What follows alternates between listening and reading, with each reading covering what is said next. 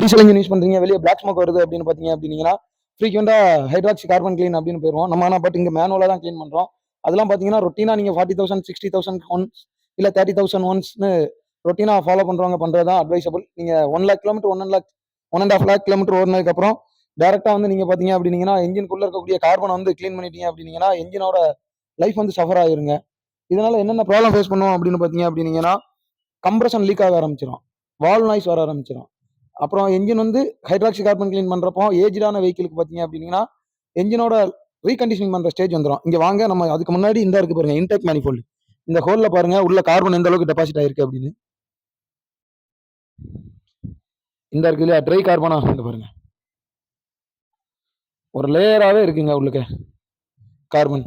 இதனால என்ன ப்ராப்ளம்னா இப்போ இது ஒரு லிட்டர் ஏரை உள்ள வந்து ஹோல்டு பண்ண முடியும்னு பாருங்க. இந்த த்ராட்டில் பாடி பாருங்க, ஆன்டி ஷட்டர் வால் பாருங்க எப்படி இருக்குன்னு. உள்ளுக்க பாருங்க இது ஃபுல்லா ஆயில், கார்பன்றதை விட இங்க பாருங்க என்ஜின் ஆயில் தாங்க இப்படி இருக்கு மச மசன்னு. இது என்ன செய்யும் அப்படின்னா இந்த இருக்கு பாருங்க இஜிஆர், இதையும் சரியா ஃபங்க்ஷன் ஆக விடாதுங்க. இதோட வால் பாத்தீங்க அப்படின்னீங்கன்னா ப்ராப்பரா ஆப்ரேட் ஆகாது. இந்த இடத்துல பாருங்க இதுக்குள்ள வால் இருக்கா, இந்த கார்பன் வால்வோட போய் உட்காந்துக்கிட்டு ப்ராப்பரா வந்து வால் வந்து ஆப்ரேட் ஆகாது. இதனாலதான் பிளாக் ஸ்மோக் வெளியே வருது காரணம். இதனாலதான் பிளாக் ஸ்மோக் வருதுன்னா இந்த இடத்துல வந்து ஒரு லிட்டர் ஏர் பிடிக்கணும் வைங்களேன். இது ஒரு எம்எம் திக்னஸ்ல ஒரு லேயரா இருக்கு அப்படின்றப்போ இதுல வந்து 1 லிட்டர் இருக்காது, 800 ml தான் ஏர் இருக்கும். ஸோ ஒரு 200 ml வந்து ஷார்டேஜ் ஆகுது இல்ல ஏர், அதுக்கு பதில் ஆயில் வேற இடையில மிக்ஸ் ஆகி போயிருது. ஸோ இந்த இன்ஜின் ஆயில் பேன் ஆகும் போதும் பிளாக் ஸ்மோக் வெளியே வரும். சேம் டைம் ஏர் போதுமான அளவு போகல இல்லையா, ஸோ டீசல் பேன் ஆகுறதுக்கு போதுமான அளவு வந்து ஏர் இருக்காது. அதனால டீசல்ல இருக்கக்கூடிய அந்த டீசல்ல நம்மளுக்கு தெரியும் ஹைட்ரோ கார்பன் தான் அப்படின்னு.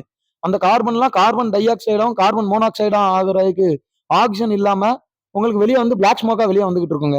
இதை நம்ம வந்து மேனுவலா தான் கிளீன் பண்ண போறோம். பட் ஆனா இந்த ஈஜிஆர் கிளீன் பண்றதுக்கு முன்னாடி இங்க ஆயில் அடிக்கிறது இல்லையா இந்த இன்டேக் மேனிஃபோல்டுக்கு முன்னாடி த்ராட்டில் பாடியில, அதுக்கு என்ன ரீசன் இந்த டர்போ சார்ஜர் தாங்க ரீசன்.